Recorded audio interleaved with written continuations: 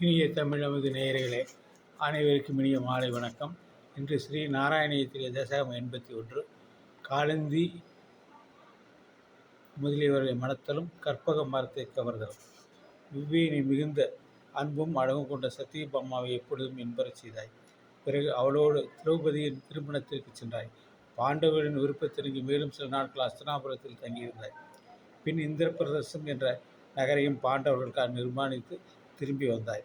துரியோதன் மணக்க விரும்பி அழகு வாங்கி உன் தங்கை சுபத்திரையை உன் சொற்படி அர்ஜுனன் கூட சந்நியாசி வேடம் தரித்து கவர்ந்து சென்றான்.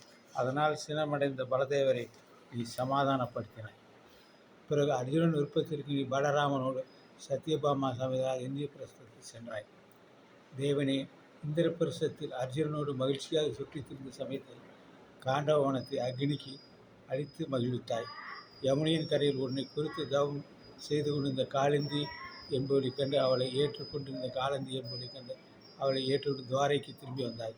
உன் அத்தை மகளும் அவதி நாட்டு வேந்தின் மகளுமாக மித்திரவிந்தை உன்னிடம் பிரேமை கொண்டிருந்தாலும் தன் உடன் பிறந்தவர்களால் விந்தன் விந்தன் ஆகிய இருவருக்கும் அஞ்சி தன் ஆசையை சொல்ல முடியாமல் தவித்தாள். அதை அறிந்த நீ வேந்தர்கள் படல் வீட்டிலிருந்து சபையிலிருந்து அவளை கவர்ந்து வந்தாய். தேவனே, பரதனை, பின் ஒரு நாள் நீ அயோத்திக்கு சென்று ஒரு சமயத்தில் 7 உருவங்களை எடுத்துக்கொண்டு 7 காளைகளையும் ஒரு நடிகள் கட்டுப்படுத்தி அயோத்தி அரசரான அக்னிசித்தின் மகளான சத்தி என்பவரை 6வது மனைவியாக திருமணம் செய்து கொண்டார். சந்தார்த்தன் முதலியவர் தன் உடல் பிறந்தவளான பத்திரை என்பவளை உனக்கு கொடுத்தாள். ஆனால் உனக்கு அத்தை மகளே ஆவாள். மத்திரமன்னன் தன் பெண்ணாகிய லட்சுமணியை திருமணம் செய்து விரும்புவோர் கொண்டு தெரிவித்தார். அதாவது உயரத்தில் நின்று கொண்டிருந்த மீன் உருவ இலக்கு ஒன்றை பின்பற்றின் தேங்கி நீரில் கண்டு அம்பை வீழ்த்த வேண்டும். அர்ஜுனாலும் அவ்வாறு செய்யவில்லை. நீ அதை அறுத்து 8வது மனைவி பெற்றாய். இதற்காக நரகன் என்ற அசுரனின் கொடிய செயல்களை இந்திரன் வாயிலாக கேட்டறிந்தார். நீ நினைத்த மாத்திரத்தில் அங்கு வந்து சேர்ந்த பட்சிராஜனாகிய கடன் மீது ஏறிக்கொண்டு மடியில் சத்தியபாமா உட்கார வைத்து பூஞ்சோலைக்கு செல்வது போல் உல்லாசமாக பகைவன் ஏற்படுத்தி சென்றாய். அந்த இடத்தை இழந்தவுடனே கோட்டைகளை உடைத்து பிளக்கப்பட்ட படைகளை இறத்த பிற்கால் பிரஜோஸ்வரம் நகரத்தில் சோனித்தரமாக ரத்தம் வழியும் இடம்.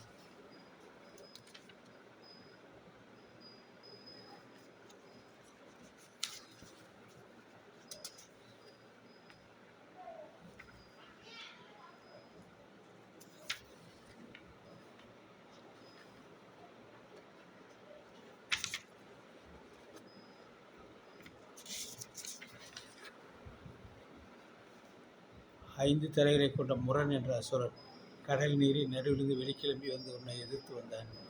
நீ சக்கராயத்தில் விரைவாக அவளுடைய தலையை அறுத்தாய். பின் போரை விரும்பிய நரகன் என்ற அசுரன் 4 தந்தங்களை கொண்ட சிறந்த படையுடன் உற்சாகமாக போர் புரிய வந்தான். நீ மேன்மேலும் வளர்ந்து கொண்டிருந்த போரை நிறுத்த எண்ணம் கொண்டு சக்கராயத்தில் அந்த அசுரனை வீட்டினாய். பின் உன் கரம் பட்டதாக அந்த நரகத்தை கடந்த மோட்சத்தை அடைந்தான். அப்போது நிர்மலன் உன்னை துதித்தால் நீ நரகாசுரனின் மகனான பகதத்துக்கு நாட்டுக்கு பிடித்து விட்டு ஒரே ஒரு யானையை மட்டும் அங்கு விட்டுவிட்டு மற்ற யானைகளும் செல்ல குவியிலும் கூடிய நரகாசுரனால் சிறைப்பட்டவர் உன்னிடத்திலே மனதை செலுத்தியமான 16,000 பெண்களை உன் நகருக்கு அனுப்பி வைத்தாய். தேவ பெண்களுக்கும் நாணத்தை விட்டு உன் அழகுபடுத்த உன் அன்பிற்குரிய சத்தியபாமையோடு நரகாசுரன் அதிலிருந்து கவர்ந்து வந்த குண்டலத்தை மீண்டும் அவளுக்கே கொடுப்ப இன்னொருக்கு சென்றாய். அங்கே இந்திரன் முதலியவர் உன்னை வரவேற்று வழிபட்டார். திரும்பி வரும்போது சத்தியபாமாவின் விருப்பத்தை பூர்த்தி கற்பக விருட்சத்தை அங்கிருந்து கவர்ந்து கோபம் கொண்டு எதிர்த்து இந்திரனை ஜெயித்து துவாரைக்கு வந்தாய். செல்வ பெருக்கால் ஏற்படும் அழிவு இப்படித்தான் இருக்கும் என்று விளக்கு இப்படி செய்தாய் அல்லவா? குருவாயூரின் தலைவனை, நீ கற்பக மரத்தை சத்தியபாமாவுடைய வீட்டின் புறக்கடையில் நட்டாய். பின் 16,000 பெண்களை திருமணம் செய்து கொண்டாய். பல திருமேனிகளை எடுத்துக்கொண்டு ஒவ்வொருத்தர் வீட்டிலும் பல வகையான நிலைகளை அவர்களை மகிழ்வித்தாய். இவ்வாறு தனித்தனி எல்லாருக்கும் நல்லறமாக இருக்கின்ற நாரதர் வியந்தார் அல்லவா? அவரது அனைத்து மனைவியிடம் 10 பிள்ளைகளை தோற்பது நீயே என்னை காக்க வேண்டும் என்று நாராயண பட்டத்தில் அந்த பகவானிடம் வேண்டுகிறார். அடுத்து தசகம் 82 வாணனோடு போரும் மிருகனின் மோட்சம். பிருத்திமன் என்ற பெயர் பெற்ற ருக்மணியின் மகன் உன் அம்சமாக தோன்றியவன். அவன் சம்பராசுரனால் 10 நாட்கள் அபகரித்து செயல்பட்டான். நாடையில் அவனை கவர்ந்து சென்ற சம்பரசன் அரசனை கொன்று ரதியோடு தன் நகரத்தை திரும்பி வந்தான். பாக்கியசாலியான ருக்மிணி மகளான ருக்வதியை கவர்ந்து அவளை மணந்தான். அவர்களுக்கு அனிருத்தன் பிறந்தான். அவன் குணசாலியான ருக்மணியின் பிள்ளை வீட்டு பேத்தியான ரோசனையை மணந்து கொண்டார். அந்த திருமணத்துக்கு நீ சென்றிருந்தாய்.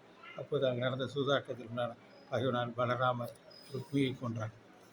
பகவானே மகாபலியின் மகனும் நிறந்த சிவபக்தனும் 1000 கைகளை கொண்டவனான பானாசுரனின் மகளான உஷை முன்னெடுப்பதும் பார்த்திராத உன் மகன் வயிற்று பேர அனிருத்தனை கனவில் கண்டு வயப்பட்டு பிரிவாற்று விழால் வருந்தினார். உஷைக்கு சித்திரவேகை என்ற தோழி இருந்தால். அவள் யோகத்தில் சித்தி பெற்றாள். ஓவியம் வருவதில் மிகுந்த திறமைசாலி. அவள் பல இளைஞர்களின் சித்திரங்களை உஷைக்கு வரைந்து காட்டினாள். அவர்களை அனிருத்தனை உஷை அடையாளம் காட்ட சித்திரவேகை தனது யோக பலத்தால் இரவில் ஒரு மாளிகையிலிருந்து அனிருத்தனை உஷையிடம் கொண்டு வந்து சேர்த்தார். அந்த அனிருத்தன் கன்னி மாடத்தில் தன் காதலி உஷையுடைய நிதியை பின்பற்றினார். இது எப்படி அறிந்த சிவபக்தனான பானாசுரன் அவனை சிறைப்படுத்தினார். நீ நாரதின் வாயிலாக அந்த செய்தியை மிகுந்த சினம் கொண்டு யாதவர்களோடு பானாசுரன் சோனிபுரத்தை முற்றுகையிட்டார்.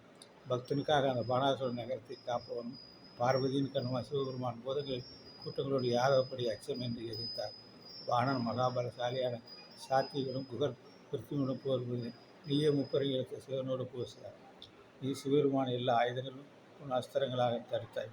பின் மயக்க வழிமுறை செய்த பூதகரங்களில் அஞ்சி ஓடினார். வீரர்களான பிரதம கரங்களும் கொல்லப்பட்டார்கள். கந்தனும் மன்மதின் அம்புகளால் பறங்காட்டி ஓடினார். பலராமன் பானாசுரன் அமைச்சரான கும்பாண்டனை புதிய மண்பாண்டத்தை உடைப்பது போல் உடைத்து தகர்த்திருந்தார்.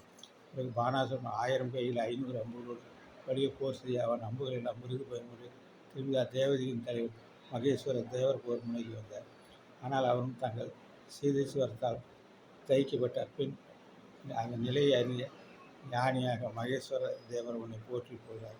மேலும் உன்னை பிரித்து உன் கோல்பாடுவோருக்கு யோர உபாதை இருக்காதீர்கள் வாக்களித்து திரும்பி சென்று விட்டார்.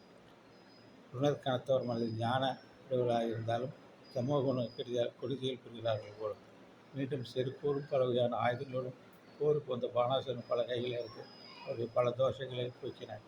இதை எரிந்து சங்கரன் உன்னை திருக்கி அவருடைய செருப்பை அவனுடைய பக்தனான பானாசுரனை 2 கைகளை மட்டும் எஞ்சியிருக்க முடித்தார். பிறகு அவனை தங்கள் இருவரிடம் பயம் நீக்கியவராக செய்து அவனை நுகர்ந்து விடுவித்தார். அதனால் அவன் உன்னை மிகவும் நேசித்தான். பிறகு நீ அனிருத்தனோடும் உஷையோடும் துவாரைக்கு தின்னாய். உண்மையை நீ இந்தனை பலமுறை வென்றிருக்கிறாய். நந்தகோவனை கவர்ந்த போது வருணனையும் ஆசிரியரான சந்தீவ முனிவனின் மகனையும் மீட்டு வந்தது யமனையும் வென்றாய். பல காட்டுக்கு விழுங்கியது அக்னி தேவனையும் கண்டைகளுக்கு வந்த பிரம்மதேவனையும் வானோடு செய்து சிவபெருமானை வென்றாய். ஆகியால் உன்னுடைய அவதாரம் மற்ற அவதாரத்திடம் மேன்மையுள்ளது. குருவாயூருடைய தலைவனை இருகன் என்ற அரசன் ஒரு அந்தனுக்கு தானமாக கொடுத்த பசுவை அறியாமல் வேறு ஒரு அந்தனுக்கு மட்டும் தானமாக கொடுத்தார். அதனால் பசுவுக்குரிய அந்தனை சினம் கொண்டு அரசனை ஓனான் ஆகும்படி சபித்தார். நீ அந்த அரசனுக்கு சாகுவோசம் அளித்து சொர்க்கலோகம் அடி செய்தார்.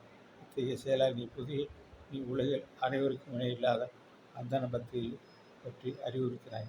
அப்படிப்பட்டு நீயே காத்திருக்க வேண்டும் என்று அந்த நாராயண பட்டத்தில் அந்த கிருஷ்ண பரமாத்மா வேண்டுகிறார். நானும் அதே மாதிரி கிருஷ்ண பரமாத்மா வேண்டுகிறேன். கிருஷ்ண பரமாத்மா அவர்களே, என்னை எப்படியாவது நீங்கள் நல்ல முறையில் என்னை காத்து நான் எழுந்து நடக்க வழி செய்ய வேண்டும் என்று நான் உன்னிடத்தில் பணிந்து